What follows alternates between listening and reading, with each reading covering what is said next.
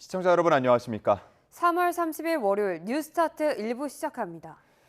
중동 전쟁이 발발한 지 한 달이 넘어가고 있는데요. 미국과 이란의 첫 대면 회담이 시작됐다는 소식은 아직 들리지 않고 있습니다. 첨예하게 입장이 엇갈리는 만큼 당장은 접점을 찾기 어려울 거란 분석도 나오는데 중재국들을 통해 돌파구를 찾을 거란 기대도 있습니다. 첫 소식 김대근 기자가 보도합니다. 미국이 중동에 해군과 해병대 3,500명을 추가 배치한 데 이어 또 10,000명 파병을 검토하는 것으로 알려지며 지상전 가능성이 거론됩니다. 이런 가운데 JD 벤스 미국 부통령은 미국이 이란에서 곧 철수할 수 있다는 상반된 입장을 밝힌 상황. 이란이 종전 협상이 임하도록 압박하면서 동시에 전쟁에 반대하는 미국 내 여론을 진정시키려는 양면 전략이란 분석이 나옵니다. 이란 측으로는 계속해서 압박을 주고 있고요. 협상에 나오라고 지금 압박을 주는 상태라 볼 수 있겠고, 유권자들인가 시장을 향해서 곧 끝나니까 장기전 가지 않는다. 이런 이제 안심시키려는 그런 신호로 볼 수 있겠습니다. 하지만 실제 압박이 될지는 의문입니다. 미국으로서는 반대 여론이 부담이 되다 병력 규모 등을 봤을 때 실제 지상전에 돌입하기는 쉽지 않아 보이기 때문입니다. 오히려 이란이 100만 명 이상의 병력을 결집시켰다면서 강력 반발하고 나서 중동 지역 긴장감이 더 높아지고 있습니다. 2003년이요. 이라크 침공 당시 생각해 보면요. 당시 지상군만 그냥 따로 들어간 그것만 따로 떼봤을 때 30만 9천 명이었어요. 그 중에서 이제 한 19만 2천 명 정도가 미군이었습니다. 네. 자, 이거 생각해 보면은요. 자, 지금 이 병력으로 이란의 지상 작전을 한다. 이란 국내에서. 말도 안 되는 얘기입니다. 이번 주말에 노킹 이런 이제 시위도 이제 저희가 볼 수가 있는데요. 그래서 의회 내에는 어떤 불만이 있냐면 전략도 없고 어떻게 보면 계획도 없고 출구 전략도 없다라고 얘기를 하면서 게다가 미국과 이란은 종전안을 두고도 첨예하게 맞서고 있습니다. 그런 만큼 당장 협상 테이블에 앉기보다 예고된 시한을 넘길 거란 분석이 많습니다. 미국은 자신들이 요구하는 요구안 맥시멈을 이제 제시를 한 거거든요. 이건 항복 문서입니다. 만일 이것을 이란이 받아들이면요. 자칫하면 협상에 나가는 것 자체가 뭔가 이제 항복선으로 비춰질 수 있기 때문에 극적인 협상 이전에 실무진들 간의 어떤 의제가 조율되지 않는 이상 직접 대면 협상 가능성은 현재까지는 그렇게 높아 보이지는 않습니다. 하지만 전쟁 장기화가 양측에 모두 부담인 만큼 중재국들의 지원 속에 일단 협상 시작을 위한 돌파구를 마련할 거란 관측도 나옵니다. YTN 김대근입니다. 미국이 이란 주변에 7,000명 규모로 배치한 지상군을 투입할 경우 이란에서 침몰하지 않는 항공모함으로 부르는 호르무즈 해협의 7개 섬이 공략 대상이 될 수 있다고 CNN이 보도했습니다. 이란 남부 해역의 미 해군이 페르시아만으로 이동하면 가장 먼저 만나는 해협 동쪽의 호르무즈 섬, 라라크 섬, 캐슘 섬, 헨감성 등 4곳은 이란의 배타적 경제 수역에 있어 본토와 가깝습니다.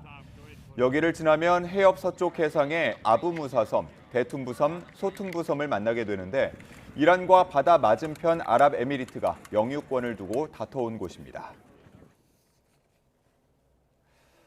이란이 종전 협상을 타진하는 미국의 진위를 의심하면서 미 지상군이 투입되면 강력히 대응하겠다고 경고했습니다. 예멘의 친이란 후티 반군의 참전도 본격화하면서 중동 전쟁의 새로운 변수로 떠오르고 있습니다. 요르단 암만에서 조수연 특파원입니다. 이란이 미군의 지상전 가능성에 대해 결사항전 의지를 천명하고 나섰습니다. 모하마드 바게르 갈리바프 이란 의회의장은 성명을 통해 미국이 공개적으로 협상 메시지를 보내면서도 은밀하게 지상 공격을 계획하고 있다고 주장했습니다. 그러면서 미군이 지상에 도착하면 불태우겠다며 기다리고 있다고 밝혔습니다. 미국을 응징하고 후회하게 만들어 더는 이란을 공격할 생각을 품지 못하게 만들 수 있다고도 강조했습니다. 이란은 또 테헤란 과학기술대와 이스파한 공대가 공습을 받자 보복을 천명했습니다. حاکمان بی تدبیر کاخ سفید بدانند از این پس همه دانشگاه‌های رژیم اشغالگر و دانشگاه‌های آمریکایی در منطقه غرب آسیا 이스라엘과 중동 곳곳을 겨냥한 이란의 공격이 끊이지 않는 가운데 이란을 지원하는 저항의 축 세력들도 가세하고 있습니다. 예멘 후티 반군은 이틀째 이스라엘을 공습하면서 이스라엘이 공격을 멈출 때까지 군사작전을 계속할 것이라고 경고했습니다. 레바논에서 이스라엘군과 교전 중인 헤즈볼라는 이스라엘 북부 군 기지로 미사일과 드론을 발사했습니다. 특히 이스라엘의 공습에 레바논 언론인이 사망한 것을 두고 공방이 벌어지고 있습니다. 이스라엘군은 헤즈볼라를 공습하는 과정에서 헤즈볼라와 연계됐다며 레바논 언론인 3명을 표적 살해했습니다. 이란과 레바논 정부는 국제법을 위반한 노골적 범죄라고 비난했지만 이스라엘 측은 숨진 기자들이 헤즈볼라 소속으로 이스라엘군의 위치를 폭로했다고 주장했습니다. 이란이 미국의 진위를 의심하며 전면전도 불사하겠다는 의지를 드러내면서 협상 전망은 더 불투명해지고 있습니다. 암만에서 YTN 조수연입니다. 미국이 지상전을 감행한다면 공수부대 등 특수부대를 동원해 치고 빠지는 기습 공격이 될 것으로 보입니다. 하지만 전쟁이 수개월간 계속될 수 있고 그만큼 미군 사상자도 크게 늘어나서 트럼프 대통령의 정치적인 부담은 훨씬 더 커질 수 있습니다. 김선희 기자가 보도합니다. 미국이 지상작전을 펼친다면 특수부대를 동원한 치고 빠지는 기습작전이 유력하게 거론됩니다. 미국 인터넷 매체 악시오스는 미 국방부가 트럼프 결정에 대비해 최후의 일격을 준비하고 있다면서 4가지 주요 군사 시나리오를 전했습니다. 이란 원유 수출의 심장 하르그 섬을 봉쇄하고 호르무즈 해협의 전략적 요충지인 라라크 섬을 침공하는 것입니다. 아랍에미리트 영유권을 주장하는 아부무사 섬 등 3개 섬을 점령하거나 호르무즈 해협 동쪽에서 이란산 원유 수출 선박을 납포하는 방안도 포함됐습니다.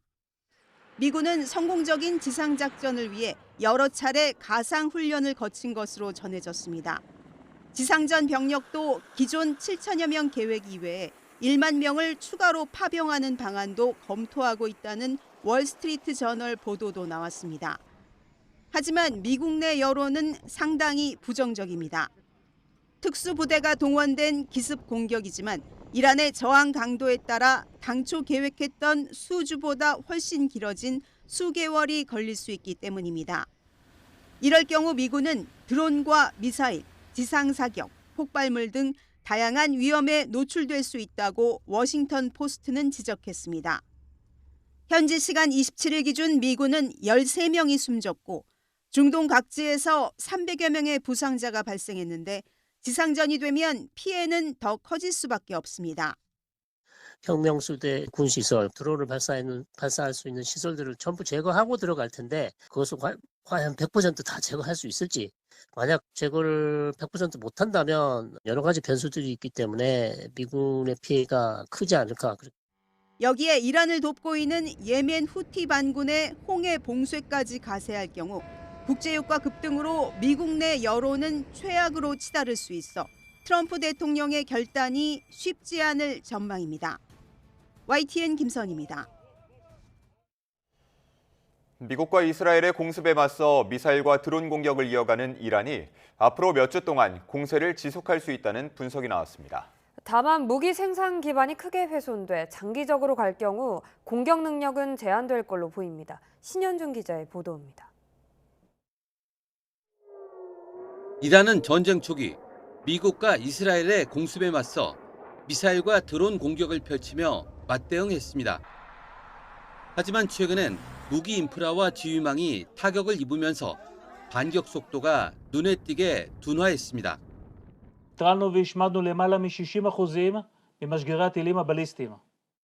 트럼프 미국 대통령도 이란에 남은 미사일이 거의 없다며 군사적 우위를 강조했습니다. The problem with the issue of the Hormuz Strait is this. We've decimated them as a military. No air force, no navy, very few rockets left. 하지만 영국 파이낸셜 타임스는 군사안보 전문가들의 분석을 인용해 이란이 수주간 공격을 이어갈 수 있다고 보도했습니다. 한 전문가는 이란이 남은 전력을 신중하게 운용하고 있다며 분쟁을 장기화해 미국을 정치적으로 압박하려는 전략이라고 분석했습니다. 또 다른 전문가도 현재 전략은 오래 버티는 데 초점이 맞춰져 있다며 현 수준의 공격은 앞으로 몇 주간 지속 가능하다고 내다봤습니다. 이란은 현재 탄도미사일과 순항미사일, 드론 등 약 1000에서 1500기의 재고 전력을 보유한 것으로 추산됩니다. 다만 미국과 이스라엘의 정밀 타격으로 핵심 부품 공급망과 생산 시설이 크게 훼손돼 전력 보충에는 한계가 있다는 평가입니다. 군사 충돌과 함께 심리전, 선전전이 격화하고 있는 가운데 시간이 어느 편에 유리하게 작용할지 관심이 커지고 있습니다. YTN 신현주입니다. 이스라엘 남부 공업지대에 이란이 쏜 탄도미사일이 떨어져 큰 불이 났습니다. 현지 시간 29일 오후 베르샤바 남쪽 인근 네오트 호바브 산업단지의 한 공장에서 큰 불이 났습니다. 이란 미사일이 직접 타격한 건 아니지만 파편이 떨어지면서 공장 화학물질 저장 시설이 훼손돼 불이 커진 것으로 추정됩니다.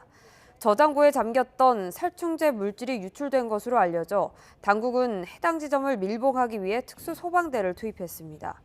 이스라엘군은 인근 주민들에게 당분간 외출을 삼가고 실내에 머물도록 당부했습니다. 베냐민 네타냐후 이스라엘 총리는 레바논 남부에서 벌어지는 지상전과 관련해 완충지대 확대를 군에 지시했다고 밝혔습니다. 네타냐후 총리는 현지 시간 29일 북부 사령부에서 국방장관, 참모총장 등 지휘부와 회의한 뒤 발표한 영상 성명에서 북부 지역 상황을 근본적으로 바꾸기로 결심했다고 밝혔습니다. 이어 레바논에서의 침공 위협을 완전히 차단하고 대전차 미사일 공격을 국경에서 더 멀리 떨어뜨려 놓기 위해 기존 안보 구역을 확장하도록 지시했다고 말했습니다. 네타냐후 총리는 이란과 그 대리 세력을 향해 막대한 화력을 쏟아붓고 있고 이란의 테러 정권에 뚜렷한 균열을 일으키는 놀라운 성과를 거뒀다며 이스라엘이 주도권을 쥐고 있다고 주장했습니다. 이란의 지원을 받는 예멘의 후티 반군까지 이스라엘 공격에 나서면서 중동 위기가 한층 악화할 수 있다는 우려가 커지고 있습니다. 특히 후티의 가세로 유럽으로 가는 원유 수출로인 홍해마저 봉쇄될 경우 걸프 국가들까지 참전할 수 있다는 전망이 나오고 있습니다. 김선희 기자가 보도합니다. 예멘의 친이란 반군 후티가 이스라엘을 향해 미사일을 발사하며 미국, 이스라엘과 이란의 전쟁에 가세했습니다. وذلك بدفعة من الصواريخ المجنحة والطائرات المسيرة والتي استهدفت عددا من الأهداف الحيوية والعسكرية للعدو الصهيوني.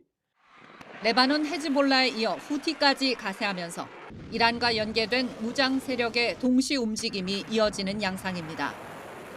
파이낸셜 타임즈는 이란의 가장 강력한 무장 동맹 중 하나가 4주째 이어진 분쟁에 가세했다며 분쟁이 걸프 전반으로 확산 단계에 진입했다고 분석했습니다. 영국 싱크탱크 채텀 하우스의 알 무슬리미 연구원은 FT에 후티의 참전은 심각하고 깊이 우려되는 확전이라며 특히 홍해와 바브 웰만데브 해협 등 주요 해상 항로 충격은 과소평가할 수 없다고 강조했습니다. 홍해는 중동과 유럽, 아프리카를 잇는 핵심 해상 교통로이자 주요 에너지 수송 경로로 호르무즈 해협과 함께 글로벌 원유 공급망의 중요한 역할을 하고 있습니다. 앞서 후티는 지난 2023년 홍해를 지나가는 유조선 등 상선을 공격하며 한때 일대 해상 교통을 마비시키기도 했습니다. 그동안 사우디아라비아 등 걸프 국가들은 이란의 일방적인 미사일과 드론 공격에 큰 피해를 보면서도 경제적 파멸을 우려해 군사 대응을 극도로 자제해왔습니다. 특히 사우디아라비아는 호르무즈 해협의 불안에 대비해 홍해를 통한 우회 수출에 의존하고 있는 만큼 후티가 홍해 항로까지 위협할 경우 직접적인 타격이 불가피합니다. 여기에 사우디가 과거 후티와 직접 전쟁을 벌였던 당사자인 만큼 홍해 항로 위협이 현실화할 경우 군사적 대응에 나설 가능성도 배제할 수 없다는 분석이 나옵니다. 이에 따라 후티가 홍해 공격을 본격화할 경우 사우디아라비아 등 주변국이 대응에 나서면서 중동 전선이 더욱 확대될 수 있다는 우려도 제기되고 있습니다. YTN 김선희입니다. 이란은 호르무즈 해협을 여는 조건으로 일종의 통행료 부과를 추진하고 있습니다. 이미 미국은 거부 의사를 밝혔지만 이번엔 다른 이슬람 4개국까지 가세해 백악관의 통행료 체계를 제안했습니다. 김종욱 기자입니다. 이란 의회는 호르무즈 해협을 지나는 선박에 안전을 제공하는 대가로 통행료를 물리는 법안의 초안을 다듬고 있습니다. 이번 주 최종안이 나올 수도 있는 것으로 전해졌습니다. 법안이 통과돼 시행되면 전쟁 비용 보전과 안보 유지 비용 명목으로 이란이 받을 통행료는 회당 약 30억, 한 해 30조에서 150조 원을 걷어들일 수 있을 거란 예상이 나옵니다. 미국은 통행료 부과를 강하게 반대했고 함께 회담한 주요 7개국 다른 외무장관들도 자유롭고 안전한 항행을 회복하라고 촉구했습니다. One of the immediate challenges we're going to face is an Iran that may decide that they want to set up a tolling system in the Straits of Hormuz. Not only is this illegal, it's unacceptable, it's dangerous to the world, and it's important that the world have a plan to confront it. 서방 나라들이 미국에 동조하자 이번엔 반대로 이슬람 국가들이 이란을 거드는 듯한 모양새입니다. 파키스탄과 튀르키예, 이집트, 사우디아라비아 외무장관이 모여 호르무즈 재개방 문제를 주로 논의했습니다.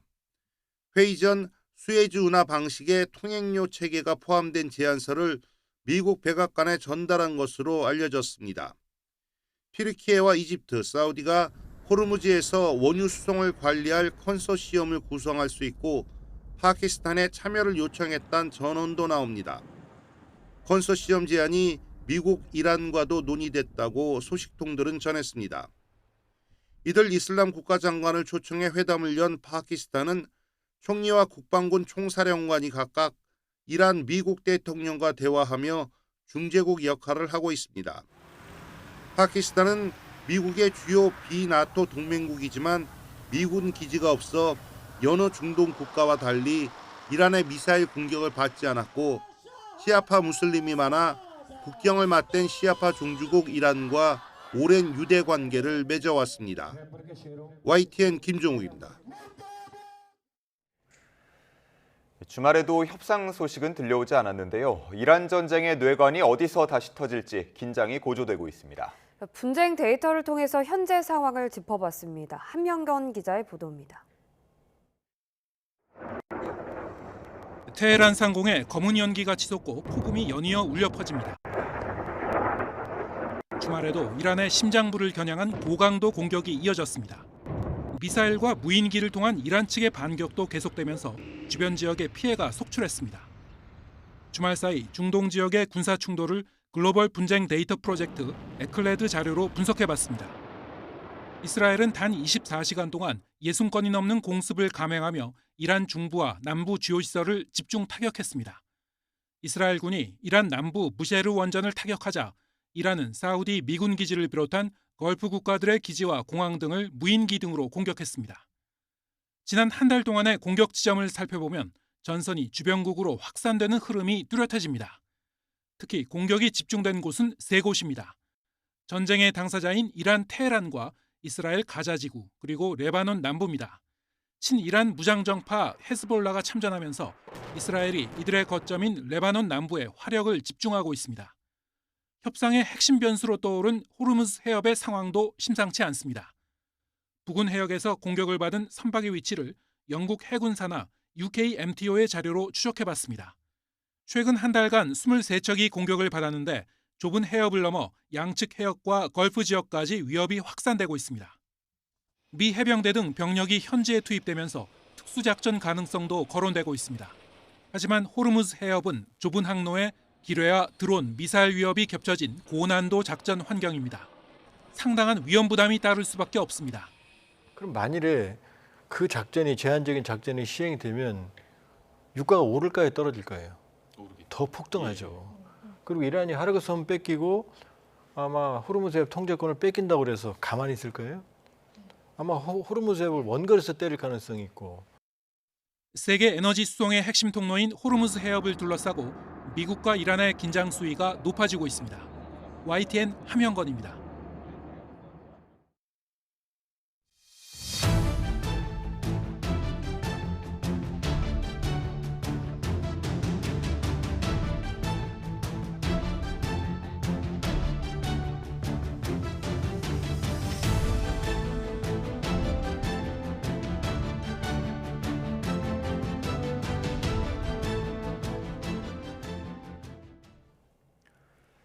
중동 전쟁이 한 달이 넘었지만 여전히 종전이나 휴전 기미는 보이지 않고 있고 주말에도 서로를 향한 신경전과 공습이 이어졌습니다.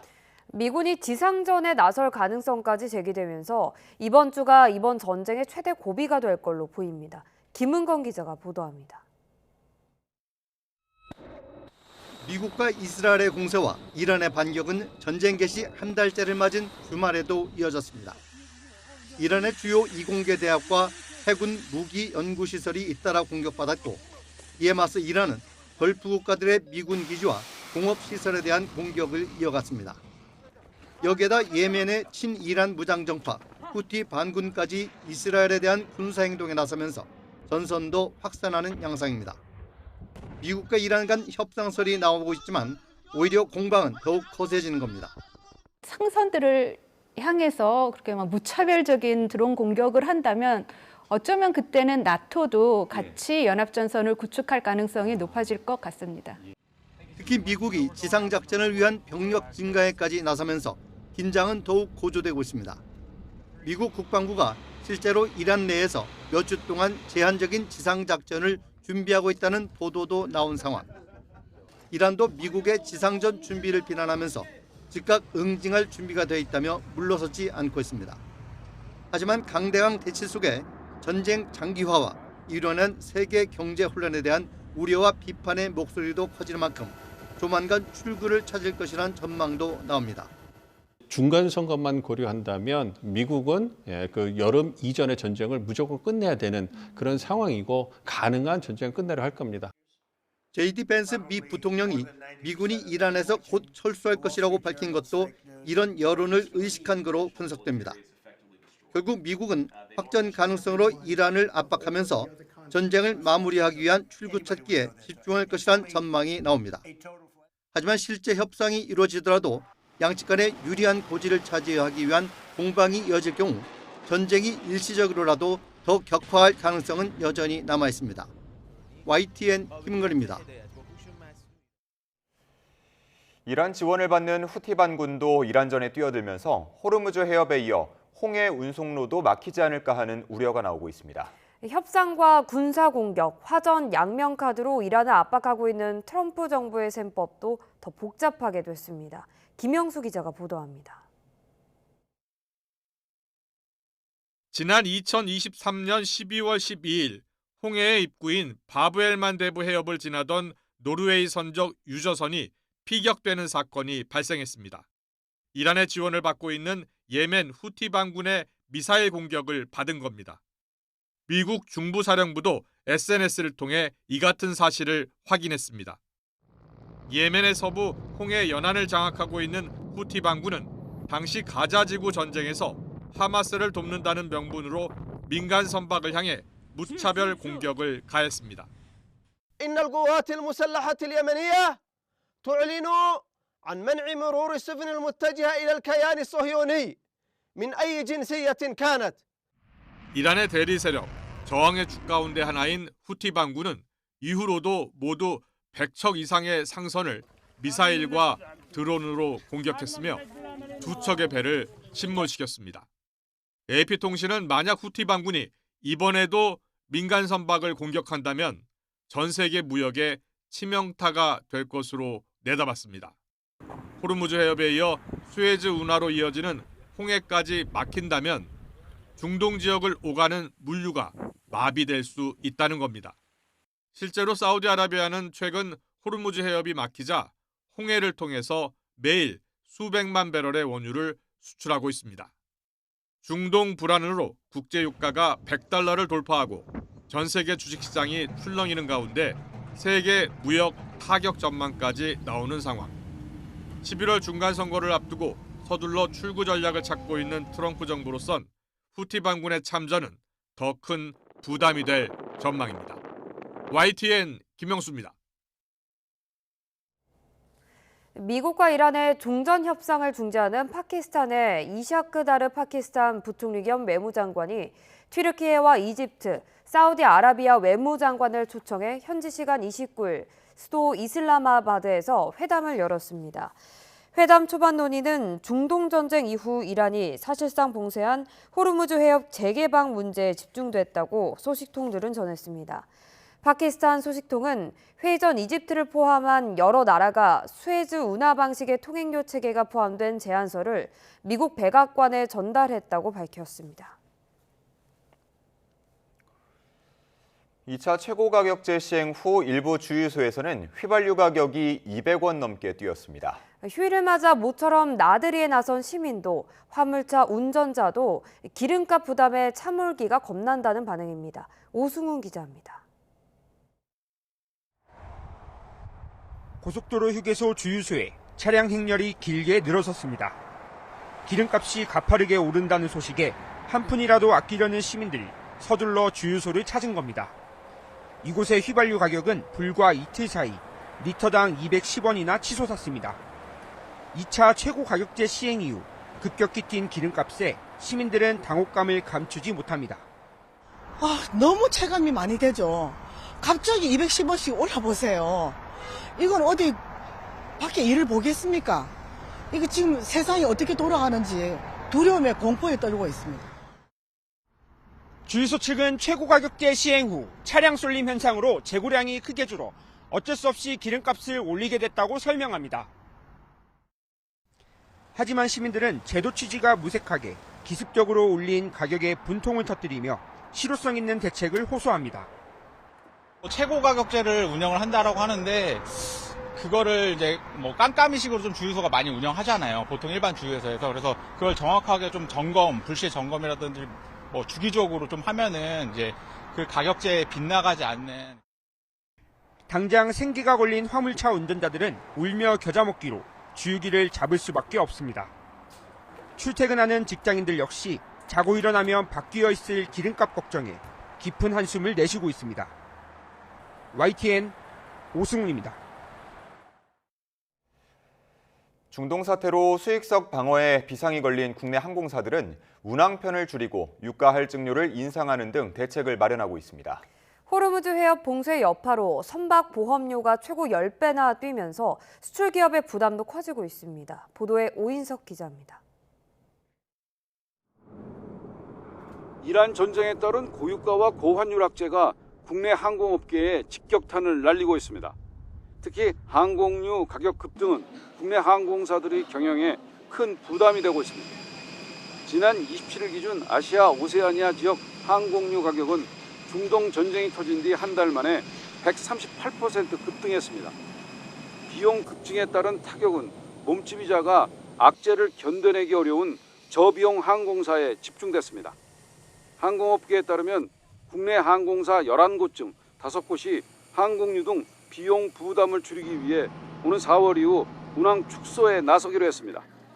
진에어와 에어부산, 이스타항공 등 LCC 5곳이 일부 노선 비운항을 확정했으며 나머지 다수 항공사도 비운항을 검토 중입니다. 최근 비상경영 체제에 돌입한 아시아나항공과 티웨이 항공을 비롯해 다른 LCC들도 수익성이 부족한 노선에 대한 비운항 여부를 검토하고 있습니다. 항공사들은 영업비용 증가 부담을 상쇄하기 위해 다음 달부터 항공권에 부과하는 유류 할증료를 최대 3배 이상 높이기로 했습니다. 항공업계는 유류 할증료를 올려도 유가와 환율 상승에 따른 손실을 만회하기는 역부족인 상황으로 보고 있습니다. 국토부 관계자는 항공사들에 대한 재무 구조 개선 명령 이행 기한을 한시적으로 연장했고 슬롯과 운수권 회수 유예를 비롯해 필요한 지원을 모색하고 있다고 밝혔습니다. 호르무즈 해협이 한 달 넘게 봉쇄되면서 국내 선박 보험료는 최고 1000% 이상 치솟았습니다. 전쟁 위험 지역에 진입해 계약이 갱신된 선박 보험은 26건으로 하나 손해보험은 5천만 원에서 5억 8천만 원으로 1056% 뛰었습니다. 현대해상의 8건은 553%, 삼성화재 8건은 334% 상승했습니다. 유가와 보험료가 함께 오르면서 운임료 상승도 예상됩니다. 업계 관계자는 보험료 인상분이 운임료에 전가될 수 있고 중동 지역 전체가 영향을 받으면 수출에 제약이 생길 수도 있다고 우려했습니다. YTN 오인석입니다. 중동 사태에 따른 나프타 수급 불안에 각종 소비재 품귀 우려가 일고 있습니다. 벌써 종량제 봉투는 사기가 쉽지 않고 일회용 컵이나 일반 비닐봉투 판매도 제한하는 곳도 생겨났습니다. 김민성 기자입니다. 전북 전주의 한 슈퍼마켓입니다. 묶음으로 팔던 쓰레기 종량제 봉투 재고가 똑 떨어졌습니다. 손님이 산 물건을 담을 때 쓸 것만 겨우 몇 장 남았습니다. 지금 재고가 이거밖에 없어요. 20리터 2장에 10리터 1장 뭐 이렇게 남은 거네요? 네네. 중동발 나프타 수급 불안 소식에 미리 사두려는 심리까지 겹치면서 소비자 불안은 갈수록 커지고 있습니다. 엄청 살아오세요. 이제 하루에 한 100명? 쓰레기 찾는 사람. 물건이 재고가 없으니까 그냥 가시는 다 보통 다 그냥 가신다고 봐야죠. 그나마 사정이 나은 인근 마트도 추가 물량 확보가 불확실해지자 고육지책으로 판매 수량을 제한하기 시작했습니다. 손님 한 명당 딱 한 장씩만 파는 겁니다. 발주 자체가 아예 전화도 안 받고 그러셔가지고 네, 저희뿐만이 아니라 다른 마트도 똑같이 지금 발주를 넣어야 되는데 많으니까 아예 발주 자체가 안 된다고 하셔가지고. 종량제 봉투 위탁 판매처인 전주시설관리공단은 온라인 주문을 중단하고 전화 예약제로만 소량 판매 중입니다. 지자체는 임시 방편으로 일반 비닐봉지에 폐기물을 배출할 수 있게 허용했습니다. 특히 전쟁 장기화로 인한 이런 나프타 수급 불안은 다른 생필품 공급에도 영향을 주기 시작했습니다. 평소 가득 차 있던 대형 식자재 마트 진열대도 이렇게 텅 비었습니다. 나프타가 쓰이는 일반 봉투나 컵 같은 다른 소비재로 영향이 가고 있는 겁니다. 정부는 나프타 매점 매석을 엄격히 금지하고 수출용 물량을 내수로 긴급 전원해 생필품 생산 차질을 최소화하겠다고 밝혔습니다. YTN 김민성입니다. 오늘의 주요 경제 일정입니다. 한국은행이 오늘부터 금융결제망 운영 시간을 2시간 반 늘리기로 했습니다. 따라서 마감 시간이 오후 5시 반에서 8시로 바뀝니다. 한국은행은 주요국 거액 결제 시스템과 겹치는 시간이 늘어 효율성이 크게 올라갈 뿐더러 모레 예정된 한국 국채의 세계 국채지수 편입을 지원하는 효과도 있다고 설명했습니다. 정부가 에너지 절감을 위해 공공부문 오부제를 강화하면서 민간 분야의 오부제 동참이 이어지고 있는데요. SK그룹이 오늘부터 국내 모든 사업장에서 차량 오부제와 함께 에너지 절감 캠페인을 진행합니다. 엘리베이터는 격층으로 운영하거나 저층 이용을 제한할 방침입니다.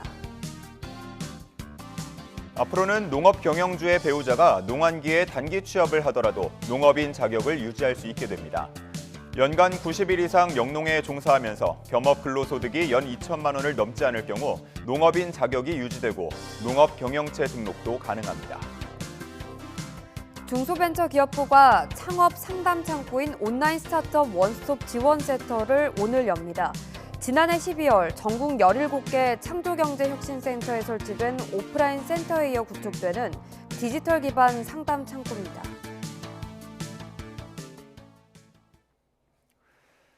주요 사건 사고 소식입니다. 재작년 시신을 상대로 확정된 이혼 판결, YTN 보도로 알려졌죠. 이 판결을 어떻게 바로잡을지를 두고 법조인들 사이에서 의견이 갈렸는데 최근 법원이 그 순서를 제시해 준 것으로 파악됐습니다. 신기혜 기자가 단독 보도합니다.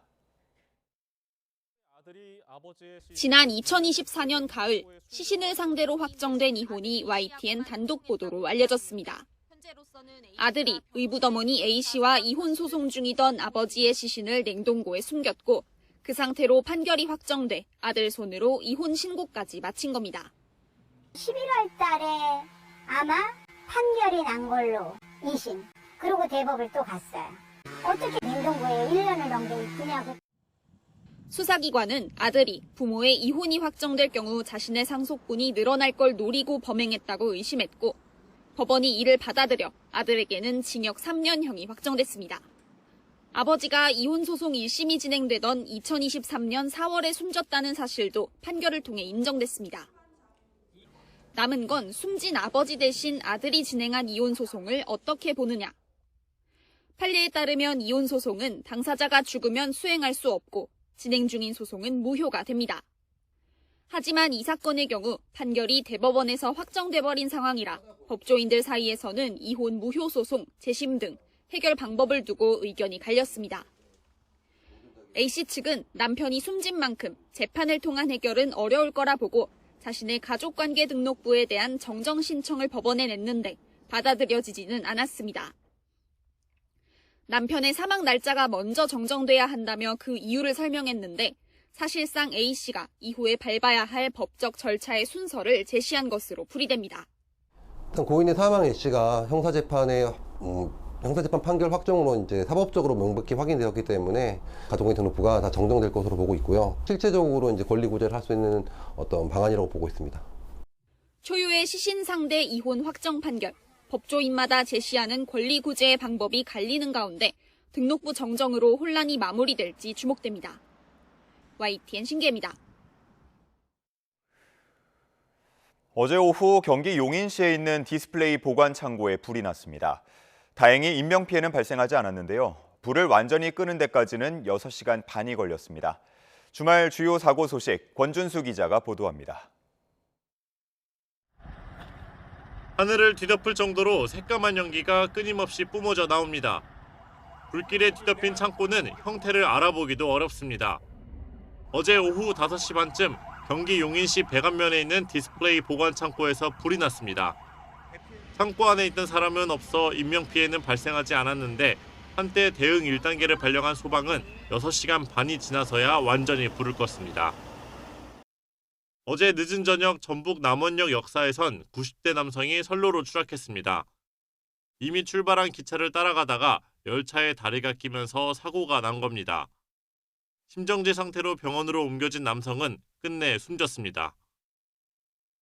어젯밤 충남 서천 공주고속도로 금사교 부근에선 공주 방향으로 달리던 화물차 2대가 추돌했습니다. 정체 구간에서 6톤 화물차가 서행하던 중 뒤따라오던 2.5톤 화물차가 속도를 멈추지 못하고 들이받은 거로 파악됐습니다. 이 사고로 2.5톤 화물차 운전자가 의식을 잃은 채 병원으로 옮겨졌지만 결국 숨졌습니다. 경찰은 구체적인 사고 경위를 조사하고 있습니다. YTN 권준수입니다. 이른바 던지기 수법으로 서울 송파구와 강동구 일대에서 마약을 30여 차례 유통한 30대 남성이 붙잡혔습니다. 서울 강동경찰서는 마약류 관리법 위반 혐의를 받는 30대 남성 A씨를 지난달 13일 구속 상태로 검찰에 넘겼다고 밝혔습니다.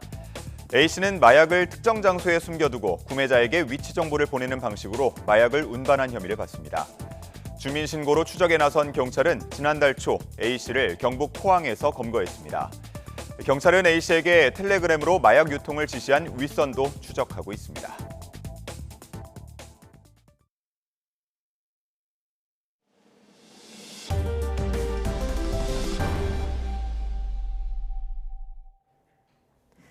최근 압구정 롤스로이스 사고 등 약물 운전 사고가 잇따르며 사회적 경각심이 높아진 가운데 다음 달 2일부터 관련 처벌과 단속이 대폭 강화됩니다. 일상적으로 복용하는 감기약이나 비염약도 단속 대상이 될 수 있어 주의가 필요합니다. 김진두 기자입니다. 약물운전 처벌 규정은 이전에도 존재했습니다. 현행 도로교통법도 약물 영향으로 정상 운전이 어려운 경우 운전해서는 안 된다고 규정하고 있습니다. 하지만 오는 4월 2일부터 시행되는 개정법은 처벌과 단속이 훨씬 강력해집니다. 기존 3년 이하 징역, 1,000만 원 이하 벌금에서 5년 이하 징역, 2천만 원 이하 벌금으로 처벌이 상향됩니다.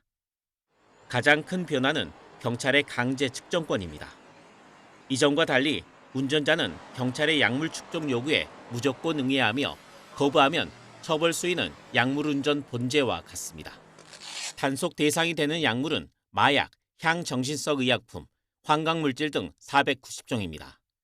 다만 정상 운전이 불가능한 그 밖의 기타 사유도 포함되어 있습니다. 항히스타민제가 든 감기약이나 비염약을 먹고 운전에 지장을 줄 정도의 상황이라면 처벌받을 수 있는 겁니다.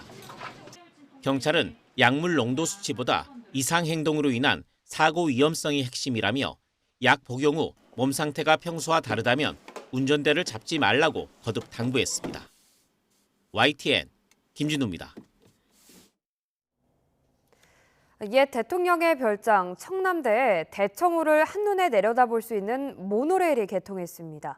가파른 계단 때문에 오르기 쉽지 않았던 전망대까지 한 번에 이동할 수 있게 돼 노약자나 장애인도 편하게 절경을 즐길 수 있게 됐습니다. 이성우 기자입니다.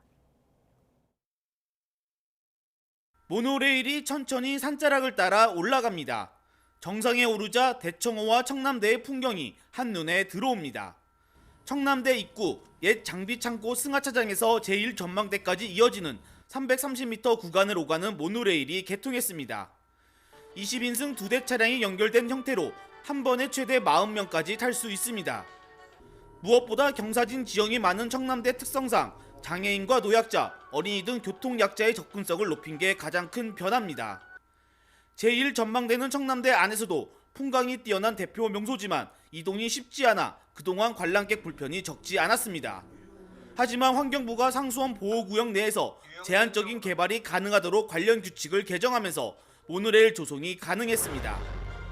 상수원 보호 규칙이라고 하는 그런 잘못된 규제가 그동안 40년 동안 우리를 옥죄어 왔는데 오늘 그것이 풀리는 날이라고 생각합니다.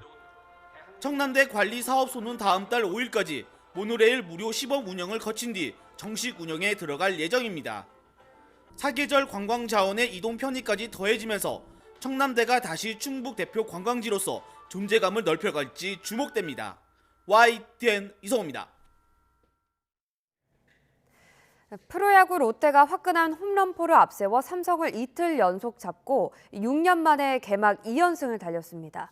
롯데는 대구 삼성 라이온즈 파크에서 열린 원정 경기에서 손호영의 홈런 2방과 노진혁, 레이에스의 홈런을 앞세워서 삼성을 6대2로 이겼습니다. 지난해 팀 홈런 75개로 리그 최하위였던 롯데는 전날 홈런 3방에 이어서 이틀 동안 무려 7개의 홈런으로 삼성 마운드를 두들겼습니다. 한화는 최대 100억 원의 FA로 영입한 강백호가 첫 홈런포를 따는 데 힘입어 키움을 10대4로 크게 이기고 역시 2연승을 이어갔습니다.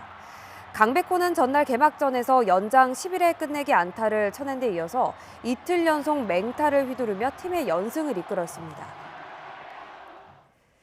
김현수가 친정 LG를 상대로 9회 결승 적시타를 쳐낸 KT는 디펜딩 챔피언 LG를 6대5로 꺾었고 고명준이 올 시즌 첫 연타석 홈런을 쳐낸 SSG는 기아를 11대6으로 따돌렸습니다. 오늘은 전국에 단비 소식이 있습니다. 오전에 남부지방을 시작으로 밤에는 서울 등 전국 대부분 지역으로 비가 확대되겠습니다. 특히 제주도와 남해안을 중심으로는 봄비치고 많은 비가 내리겠는데요. 내일 오전까지 제주 산간에는 최대 120mm 이상의 비가 예상돼 호우예비특보가 내려졌고요. 남해안에도 최대 60mm 이상의 큰 비가 예상됩니다. 서울 등 그 밖의 지역에는 5에서 50mm 정도의 비가 내리겠습니다. 이번 비로 건조함은 다소 해소되겠지만 비가 늦게 시작되는 중서부 지역은 오늘도 공기가 탁하겠습니다. 비가 내려도 고온 현상은 계속되겠고요. 일교차도 크게 벌어지겠습니다. 이 시각 서울의 기온이 11.3도, 대구는 9.8도로 출발하고 있고요. 한낮 기온은 서울이 20도, 부산과 울산 18도로 어제와 비슷하겠습니다. 비는 화요일 오전에 대부분 그치겠고 당분간 예년 기온으로 떨며 따뜻한 날씨가 이어질 전망입니다. 날씨였습니다. 이상으로 뉴스타트 1부 마칩니다. 잠시 후 2부가 이어집니다. 시청해주신 여러분 고맙습니다.